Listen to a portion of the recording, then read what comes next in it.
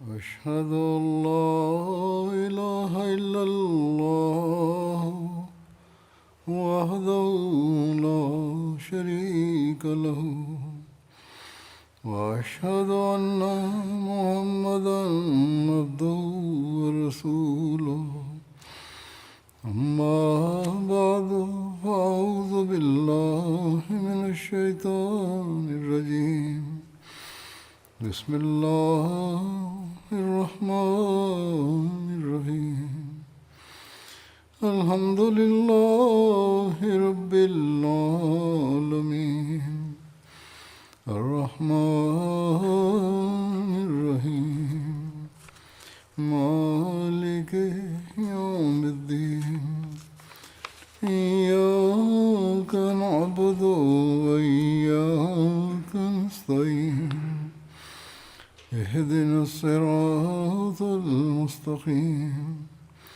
صراط الذين أنعمت عليهم غير المغضوب عليهم ولا الضالين.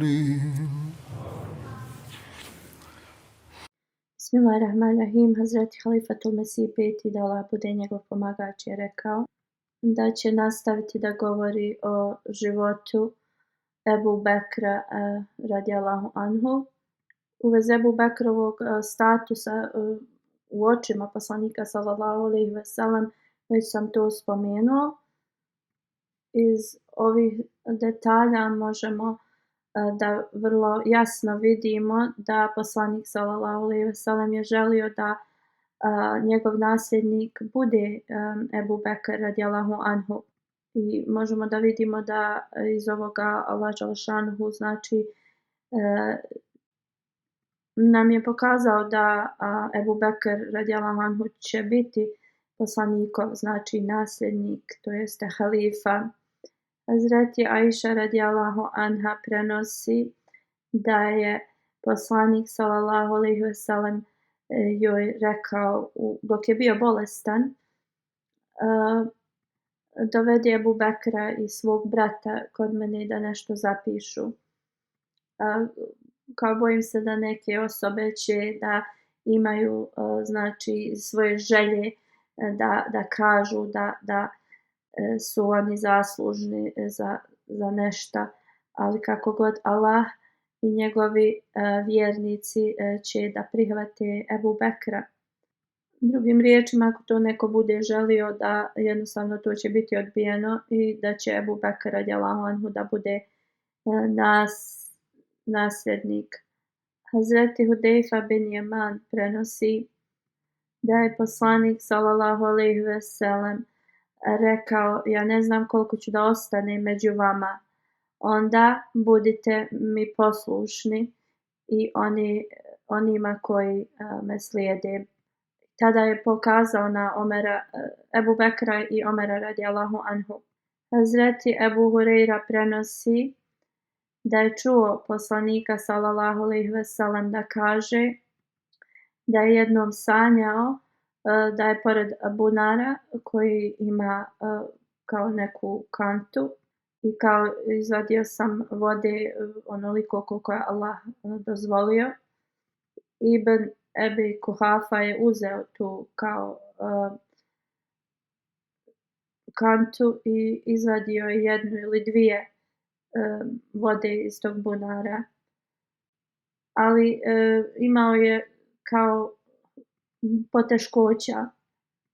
Allah će da znači zaštiti ovu njegovu poteškoću, znači i oprostit će mu. Onda ova kao kanta se povećala, ali je bila napravljena od kože. Ibn Hatab je znači uzeo i nisam kao vidio nikoga tako snažnog, tom snagom da tu vodu znači crpi iz tog bunara. Toliko je znači bilo te vode da su se svi kao napili dovoljno i sjeli su. Drugim riječima ovdje je spomenuo da i Ebu Bekr i Omer radijallahu anhu će biti njegovi nasljednici. Detalji u vezi znači incidenta Ifk, to jeste velika kleveta koja se desila, već sam o tome govorio dok sam govorio o drugim ashabima. Sada želim vrlo ukratko da o tome govorim. Iako je ogromna znači kleveta bila iznijeta protiv Hazreti Ajša radijallahu anha, ljubav i čast koju su njeni roditelji imali prema poslaniku sallallahu alejhi ve sellem je znači bila toliko veća nego ljubav prema njoj. Znači dugo vremena su ostavili svoju kćerku u stanju u kakvom je poslanik sallallahu alejhi ve sellem smatrao da ona treba da bude. Na takav način kada je Hazreti Ajša radijallahu anha došla kod svojih roditelja u kuću, Hazreti Ebu Bekr je odmah poslao nazad u njenu kuću. U Buhariju znači se spominje da u toku ovog incidenta Ifk Hazreti Ajša radijallahu anha je dobila dozvolu od poslanika da ide u očevu kuću sa svojom slugom. Hazreti Ajša radijallahu anha kaže, ušla sam u svoju kuću, vidjela svoju majku Umiruman. Na kraju kuće Ebu Bekr, moj otac radijallahu anhu, je bio na spratu. On je učio Kur'an. Moja majka je rekla, moja draga kćerko, šta te dovelo kod nas?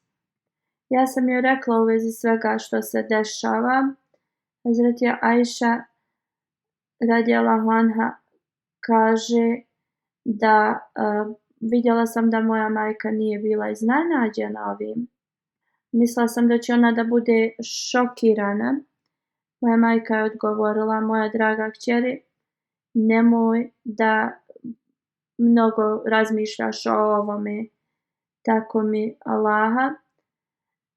Ne postoji, vrlo je rijetko da jedna lijepa žena se uda za osobu koja je voli mnogo i da njen čovjek ima druge supruge i da one znači ne budu ljubomorne i da ne znači ne prave ovakve komentare u vezi jedne i drugi.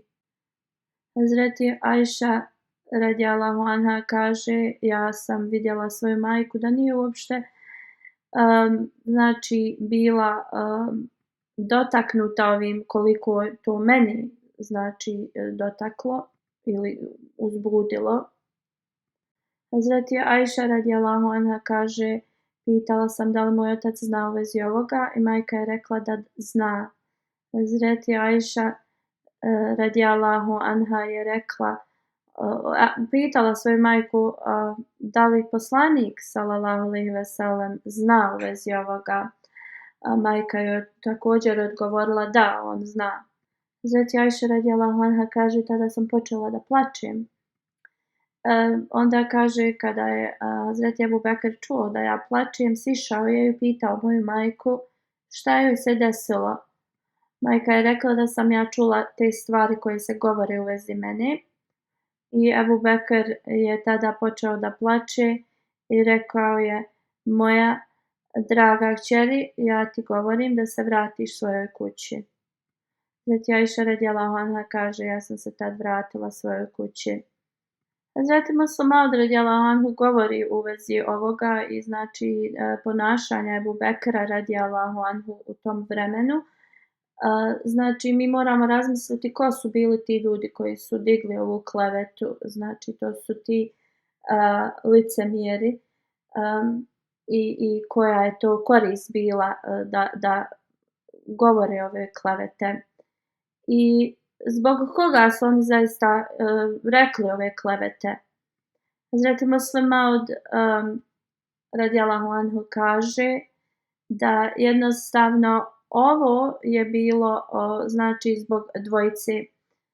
To je bilo zbog znači poslanika sallallahu alejhi ve sellem i Abu Bekra radijallahu anhu.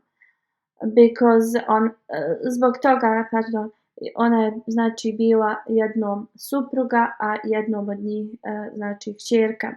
I znači sva korist bi u tome ove klevete je bila da nanesu štetu njima dvojici. Jer da samo onako dignu klevetu na Hazretu Ajšu, na Hazreti Ajšu radijallahu anha, jednostavno nisu imali nikakve koristi od toga. Jedino znači ko bi mogao nešto da ima su bile druge supruge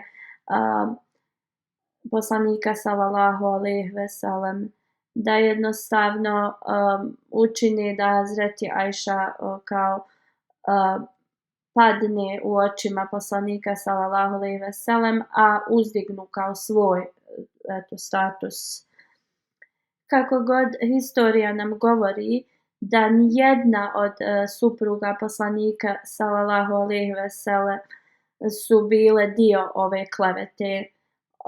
U stvari one su prema znači testamentu Hazreti Ajše radijallahu anha, da među suprugama znači poslanika sallallahu alejhi ve sellem, znači jedina supruga koju je ona smatrala da joj je baš ono suparnica ili suprotno je bila Hazreti Zejneb radijallahu anha. Znači osim Zejneb radijallahu anha, ona nije smatrala nijednu drugu znači suprugu poslanika sallallahu alejhi ve sellem da je kao eto joj suparnica.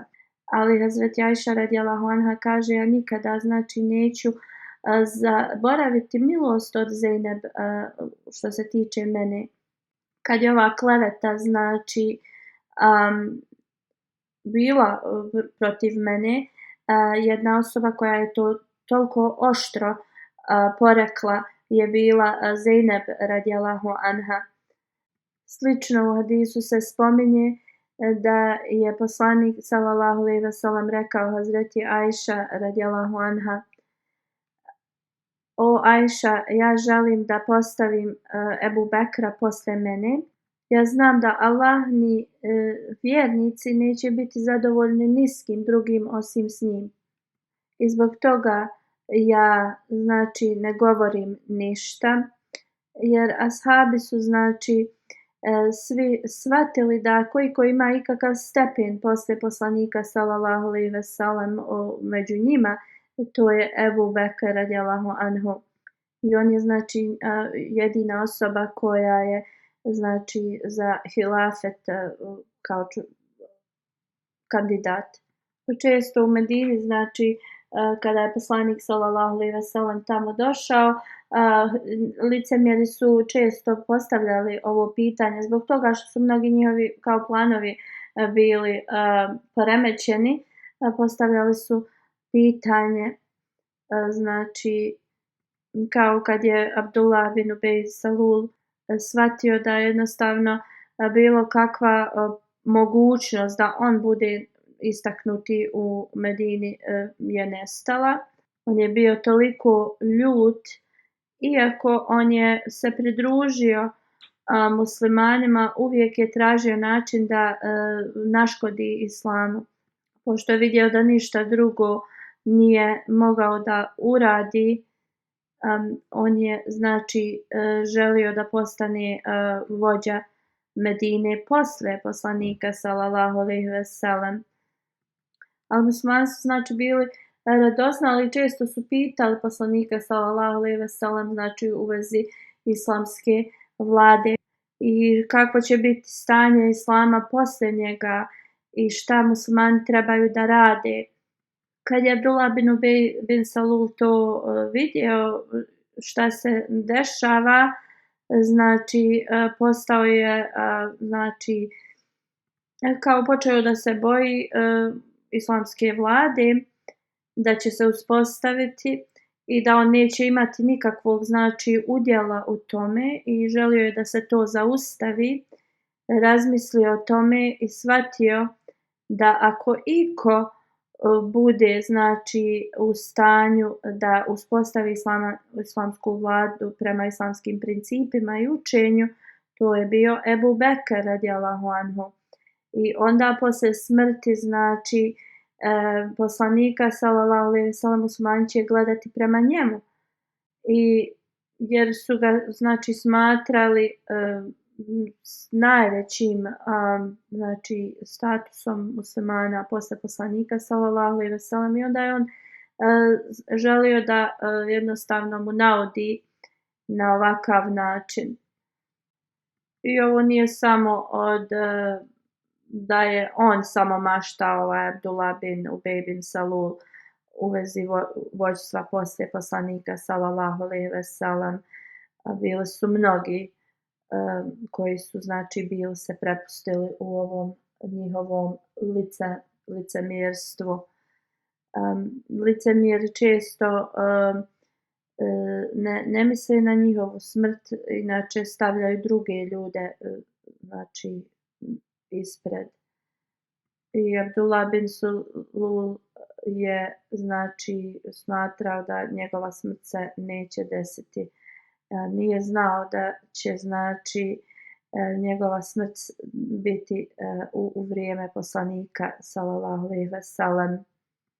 On je planirao da poslije smrti poslanika sallallahu alejhi ve sellem on postane kralj Arabije. Allah dželešanu spominje ovo u časnom Kur'anu. Zaista oni koji su donijeli laž protiv Hazreti Ajše radijallahu anha su skupina takozvanih muslimana između vas. Također Allah dželešanu spominje, ali smatraj da ova kleveta nije zlo za tebe, ne, ovo je dobro za tebe i način uspjeha tvog, jer Allah dželešanu je postavio principe za hilafet i ovi licemjeri mogu da pokušaju sve i daju od sebe, ali će biti znači neuspješni i mi ćemo zaista uspostaviti hilafet. Jer hilafet je, znači, dio poslanstva i, znači, je način da se svjetlost sačuva Božja, znači. Hazreti Muslim Maud radijallahu anhu kaže kako od početka sure Nur do kraja ista, znači, tema se pominje. Prvo, znači, kleveta protiv Hazreti Ajše radijallahu anha, i onda razlog toga isto da je, znači, da se kao Ebu Bekr radijallahu anhu postidi od toga, da uništi njegovu vezu sa poslanikom sallallahu alejhi ve sellem i kao da izgubi čast među muslimanima, da ne bi postao poslije toga halifa, znači, jer Abdullah bin Ubej bin Salul je shvatio da muslimani poslije poslanika sallallahu alejhi ve sellem direktno, znači, gledaju na Ebu Bekra radijallahu anhu. Iako je hilafet uspostavljen kroz Ebu Bekra, onda Abdullahov taj san da bude kralj nestaje. I zbog toga kad Allah spomene u Kur'anu, znači, ovu klevetu u vezi Hazreti Ajše radijallahu anha, on spominje hilafet poslije toga i kaže da hilafet nije monarhija. Bilo je, znači, način da Božja svjetlost, znači, ostane.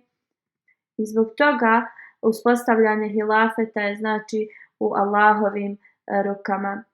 I da ne bude uspostavljen, znači, prema Allahovom naređenju, onda to znači da jednostavno poslanstvo i Allahovo, znači, svjetlo jednostavno će da bude oštećeno. Zaista Allah će uspostaviti ovu svjetlost i poslije, znači, poslanstva će da uspostavi onoga koga on želi za halifu. I ne govori samo da, znači, će to biti samo jedan halifa, nego mnogi od muslimana.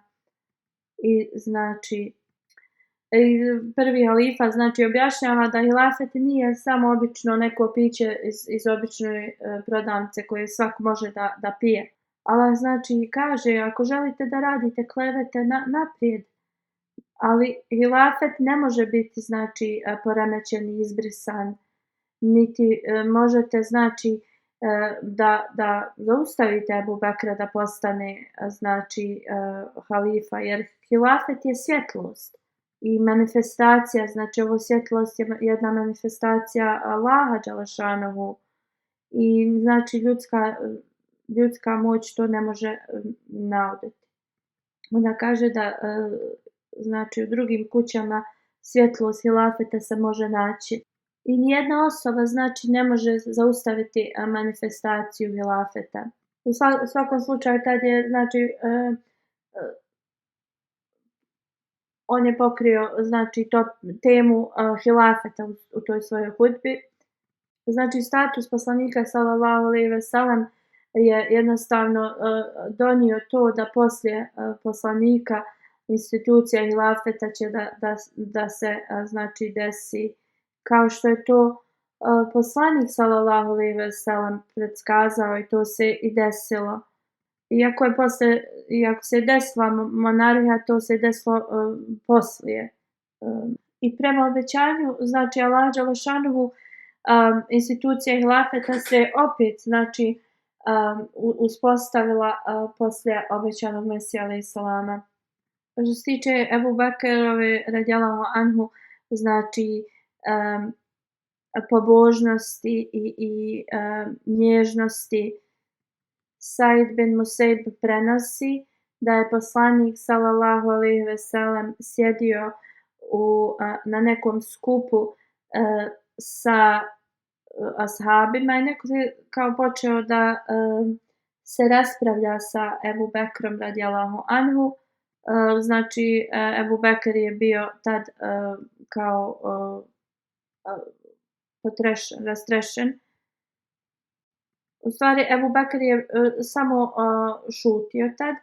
Ova osoba je znači ponovo tako neke argumente koristila. Ali znači Ebu Bekr je i dalje samo šutio. I treći put kad se to desilo, onda je Ebu Bekr radijallahu anhu kao odgovorio mu. Poslanik sallallahu alejhi ve sellem je odmah ustao. Ebu Bekr radijallahu anhu je rekao Allahu poslaniče, kao da li si ti ljut na mene? Poslanik sallallahu alejhi ve sellem je odgovorio, melek iz dženeta znači se spustio i znači negira sve šta je ta osoba rekla protiv tebe. Ali kada si ti kao počeo da mu odgovaraš, onda se šejtan pojavio i ja znači ne sjedim u skupu gdje je šejtan. Onda je poslanik sallallahu alejhi ve sellem rekao: o Ebu Bekre, postoje 3 stvari koje su istinite za svakoga. Jedan, ako neko osobi našteti, znači ta osoba kad pokaže oprost prema tim koji su joj nanijeli štetu, Allah daje čast toj osobi. Drugo, osoba koja daje poklone, Allah dželešanuhu poveća tim ljudima, znači njihov imetak. A treća osoba koja kao prosi ili traži Allah dželešanuhu da bi znači povećali svoj imetak i to Allah im daje manje ili smanjuje im imetak. Obećani Mesija alejhi selam kaže u vezi Ebu Bekra radijallahu anhu da je posjedovao potpuno znači razumijevanje u vezi Allaha dželešanuhu, bio je istrajan, bio je vrlo nježan i znači u jednostavnosti je proveo svoj život. Mnogo je praštao i znači bio je toliko milostiv i dobra osoba. Znači prepoznavali su ga prema toj svjetlosti na njegovom licu. Imao je duboku vezu sa poslanikom sallallahu alejhi ve sellem, znači njegova duša je bila povezana sa najljepšom dušom, znači sa onim koji je najdraži, znači Allahu dželešanuhu bio, to jest poslanik sallallahu alejhi ve sellem. Znači on je bio kao jedna sjenka poslanika sallallahu alejhi ve sellem i dobio je mnoge blagoslove. Bio je znači iznad svih onih koji su znači razumijevali Kur'an i voljeli poslanika sallallahu alejhi ve sellem. Znači on je sve veze ovo svjetske i sve žudnje za ovim svijetom je znači ostavio zbog poslanika sallallahu alejhi ve sellem. Bio je znači očišćen svega, znači i jednostavno je bio predan Allahu dželešanuhu i znači ogromna ljubav je tekla kroz njegove vene i kroz njegovo srce. I on je znači svaka njegova riječ i djelo su bili znači sa svjetlošću i on je bio sidik zaista i on je imao toliku duboko znanje i Allah dželešanuhu mu je ovo sve podario i znači svi ovi kvaliteti su bili duboko u njemu i svaka njegova riječ, djelo, sve znači što je radio je bilo znači blagoslovljeno od Allaha dželešanuhu. On je bio znači tako prelijepo stvorenje i bio je znači jedan hrabri ashab. On je zaista bio kao rijetka osoba koja je kao ličila sa karakterom svime poslanicima. Obećani Mesih alejhi selam kaže nemojte misliti da je ovo kao neko preuveličavanje njegovog karaktera. Ovo je zaista istina koju je Allah dželešanuhu meni objavio u vezi Ebu Bekra radijallahu anhu. I znači Ebu Bekr radijallahu anhu je, obećani Mesija kaže, uvijek prednost davao Allahu dželešanu, znači njegova voda je bila voda ta islama kojom je koračao. On je znači bio reflekcija našeg časnog poslanika sallallahu alejhi ve sellem. On je toliko bio dobra osoba. Hazreti Ali radijallahu anhu kaže, časni poslanik sallallahu alejhi ve sellem je jednom rekao, svaki poslanik je znači imao 7 časnih svojih ashaba, ili je rekao ashaba, kako god, meni je Allah dao 14. Mi smo ga upitali ko su ti, odgovorio mi je ti i tvoje dvojica sinova, Hazreti Džafer, Hazreti Hamza, Hazreti Ebu Bekr, Hazreti Omer, Musab bin Umeir, Hazreti Bilal, Hazreti Salman, Hazreti Ammar, Hazreti Miqdad, Hazreti Hudejfa i Hazreti Abdullah bin Masud, da Allah dželešanu bude zadovoljan sa njima svima. Hazreti Ebu Bekr radijallahu anhu je bio postavljen jednom za glavnog za vođstvo hadža. Poslanik sallallahu alejhi ve sellem ga je postavio i zabilježeno je u 9. hidžretskoj da poslanik sallallahu alejhi ve sellem je postavio Ebu Bekra kao amirul hadž, to jeste vođu hadža, i poslao ih je prema Meki. Kad je poslanik sallallahu alejhi ve sellem se vratio sa iz bitke Tabuk, želio je da ide na hadž i rečeno mu je da su i mnogobošci također radili hadž tad i da oni kao govore te mnogoboške, izgovaraju te riječi mnogobožaca, također da oni hodaju oko Kabe goli. I poslanik sallallahu alejhi ve sellem je onda promijenio svoje mišljenje i poslao je Ebu Bekra radijallahu anhu da bude vođa hadža. Ebu Bekr radijallahu anhu je krenuo sa 300 znači ashaba iz Medine. Poslanik je poslao također 20 znači životinja i stavio im je znači oko vrata tim životinjama nešto da se zna da su to životinje koje će ići za kurban. Zatim Ebu Bekr radijallahu anhu je također poveo svojih 5 životinja za kurban. Prema hadisu Hazreti Ali je znači proučio otvorene znači prve ajete sure Teuba u toku ovog hadža i detalji znači su ovome predstavljeni u hudbi kada sam govorio o Hazreti Aliju radijallahu anhu i na početku kada sam tek počeo da govorim o Ebu Bekru radijallahu anhu. A sada ću spomenuti kada vrlo ukratko sura Baraa, to je sura Teuba, bila znači objavljena časnom poslaniku sallallahu alejhi ve sellem. Već je bio poslao Ebu Bekra kao vođu hadža i neko je predstavio poslaniku sallallahu alejhi ve sellem da treba možda poslati tu suru Ebu Bekru da je prouči na hadžu.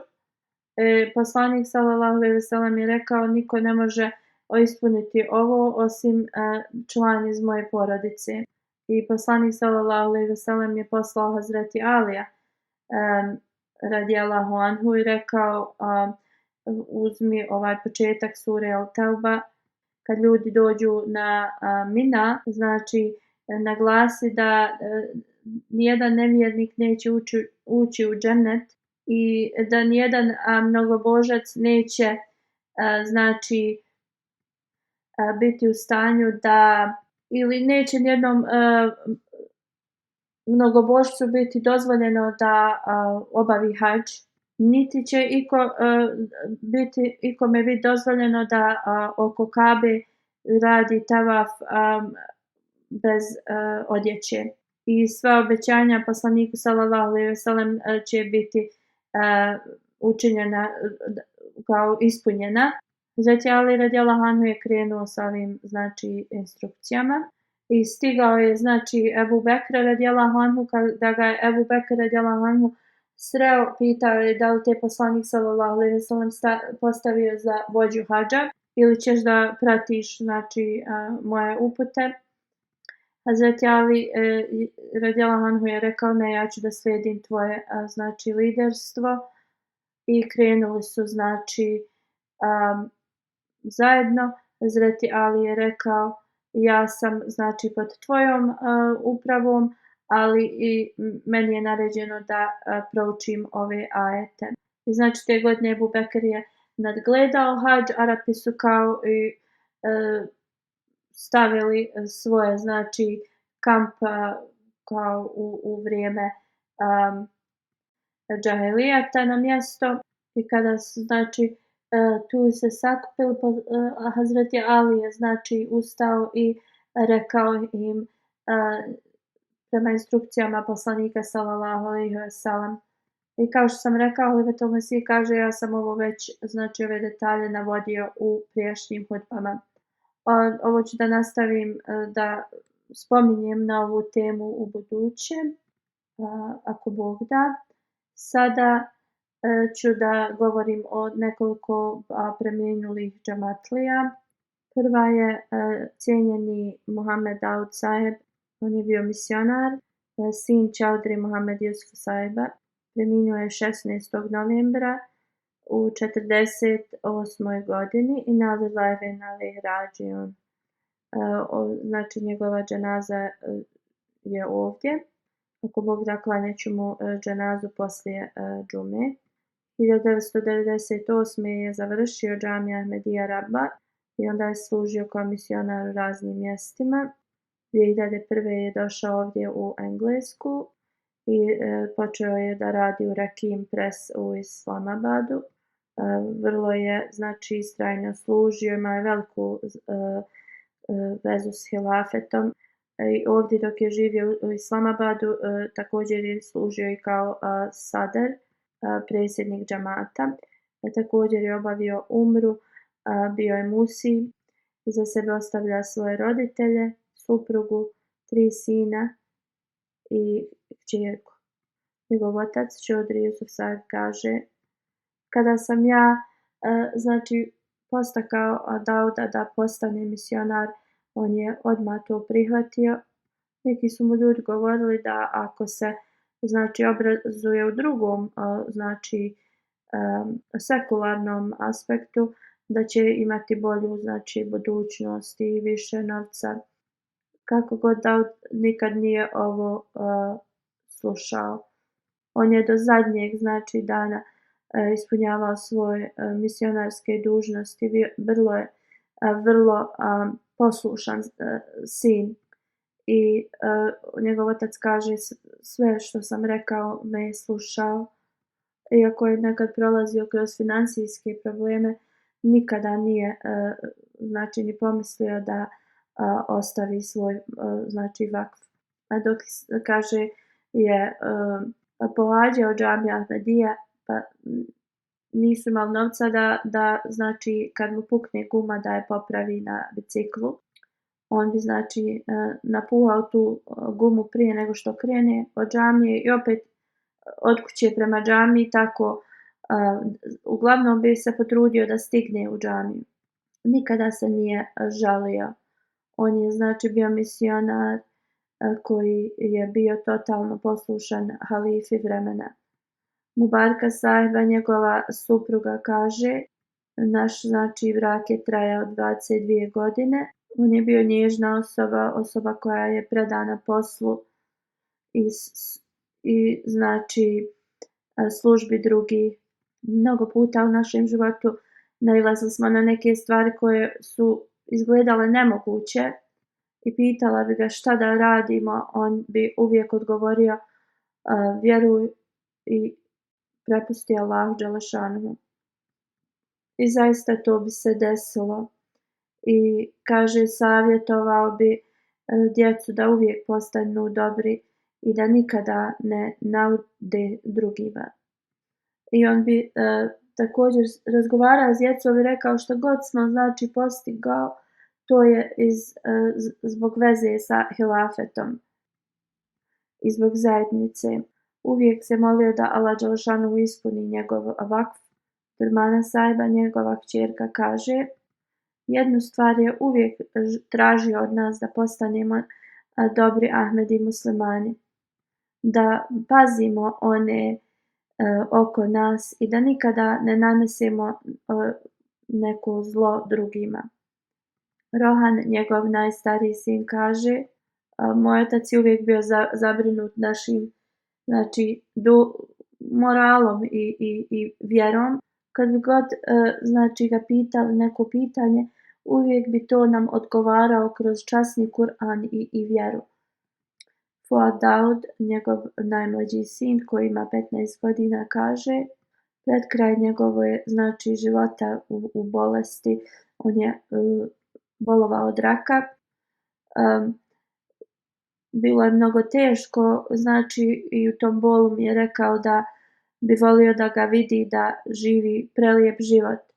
Ali ako Allah ima drugu znači za mene odluku, ja sam zadovoljan Allahovom odlukom. I uvijek je znači usmjeravao svoju djecu da rade dobro, da imaju dobru vezu sa zajednicom i hilafetom. Da Allah dželešanuhu im dozvoli da oni znači ispune ovaj njegov savjet i da Allah dželešanuhu prihvati njegove dove za njegovu djecu. Mnogi ljudi su mi pisali da u vezi Daud Sahiba da je on bio vrlo radosna, dobra osoba i da je bio vrlo stručan u svojoj profesiji. Također sa kompjuterima, sa umjetnosti, ne samo kao misionar, ba i na tehnički neki način je bio vrlo uspješan. U Rakim Press je znači mnogo postigao dobrog posla. Rođak kaže da je on uvijek pomagao druge tajno, on bi pomagao svoje znači rodbinu i osobe koje su bile u potrebi za pomoć i ne bi nikome govorio.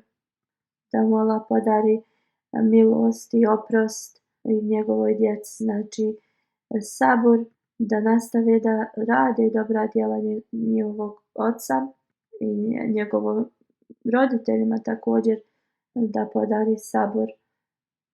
Druga dženaza je dvije, znači imaju u odsustvu. Rukeja Šemim Bušra Sahiba, ona je supruga od prijašnjeg, znači misionara iz Španije. Preminula je nekoliko dana prije. Inna lillahi wa inna ilaihi rađiun. Rođena je u Kadijanu 1932. godine.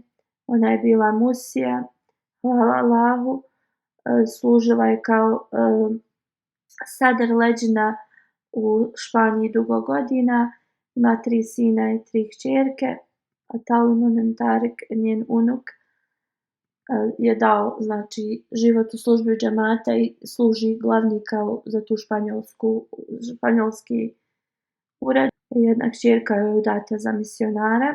Dvojica sinova su vrlo aktivni znači u džematu, a najstariji sin je Naib Amir. Rukeja Sajbas, djed, znači s očeve strane, je Molvi Fahrodin Sahib i Bibi Sahiba je njena nana.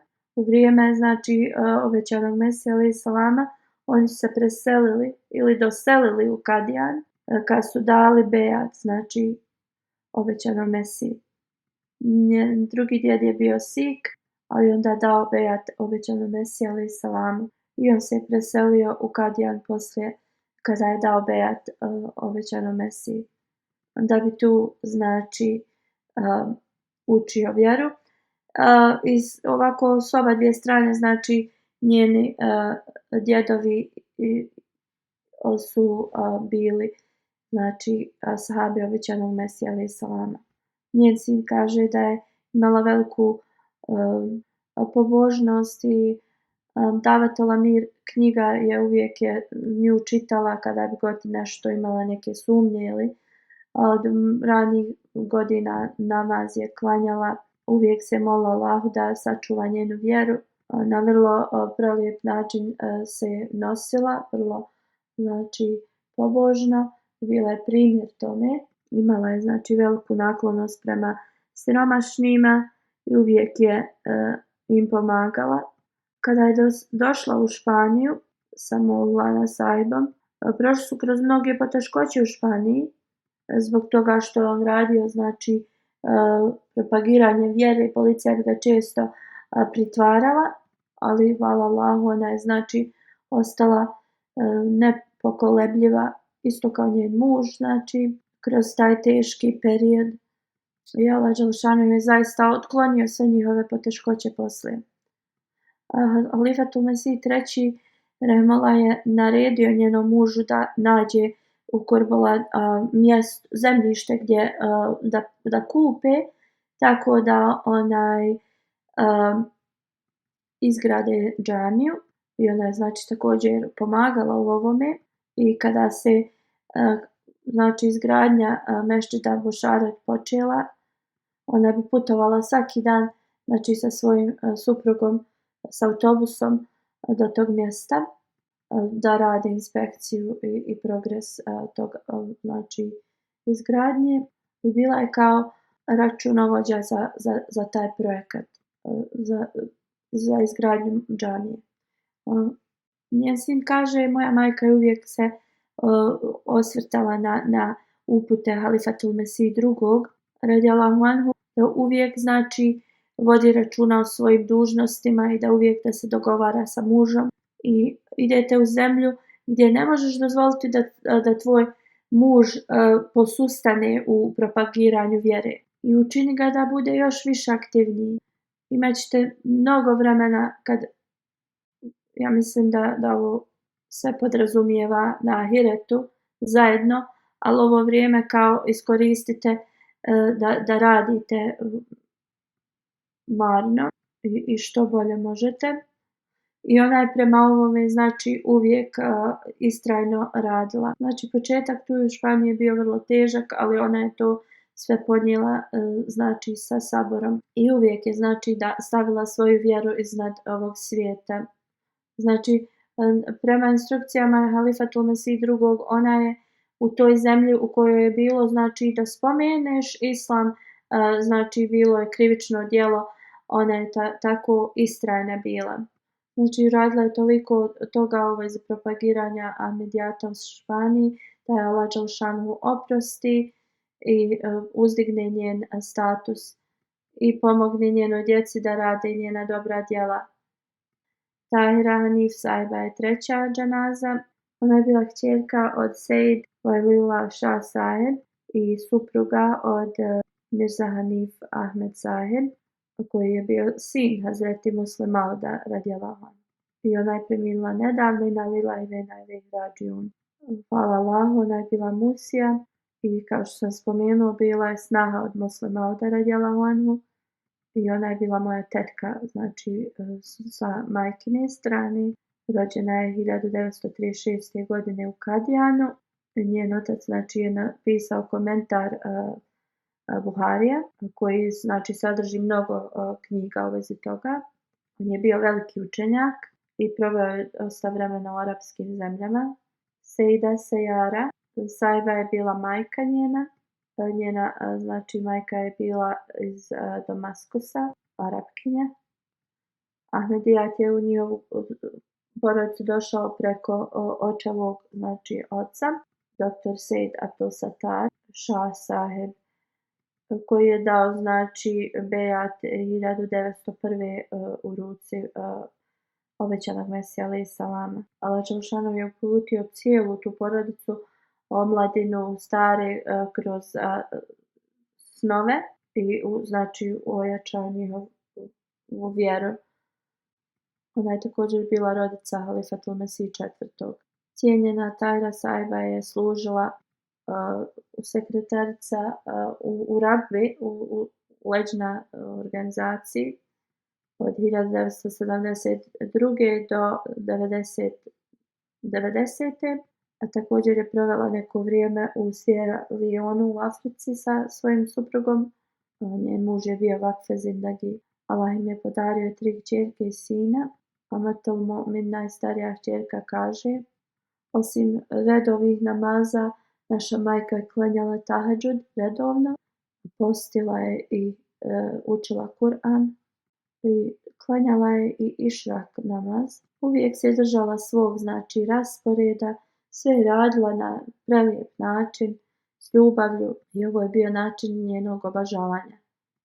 A ona kaže da sam se uvijek pitala kako je u stanju da sve znači ispuni, znači dužnosti prema svojim znači roditeljima njenog muža, te komšijama i slično, djeci svojoj, prema mužu i gostima.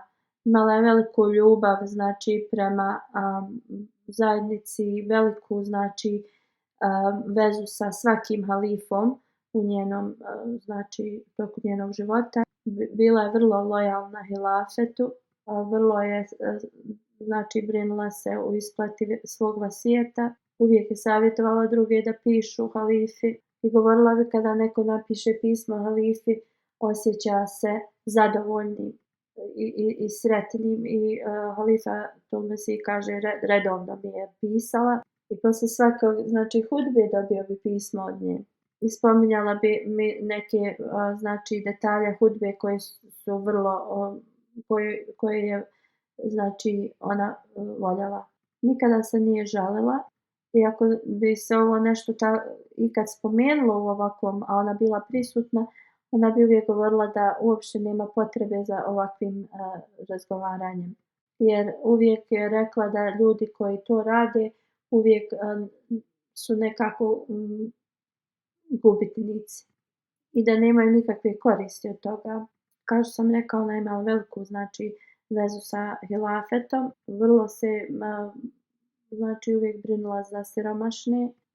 Taf Sahib kaže da kada ih je njegov otac ostavio, da je ona dala njima, da ih je smjestila njega i njegovu majku i gledala ih kao da su njena djeca.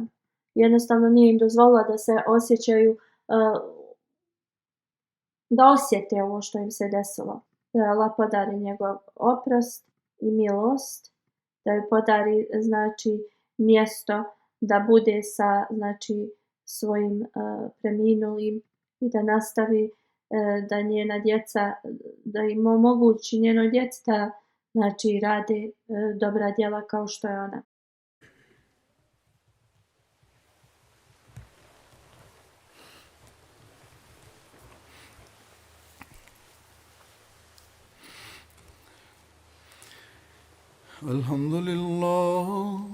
الحمد لله نحمده ونستعينه ونستغفره ونؤمن به ونتوكل عليه ونعوذ بالله من شرور أنفسنا ومن سيئات أعمالنا من يهده الله فلا مضل له ومن يضلل فلا هادي له ونشهد أن لا إله إلا الله ونشهد أن محمدا عبده ورسوله عباد الله رحمكم الله إن الله يأمر بالعدل والإحسان وإيتاء ذي القربى وينهى عن الفحشاء والمنكر والبغي يعظكم لعلكم تذكرون اذكروا الله يذكركم وادعوه يستجب لكم ولذكر الله أكبر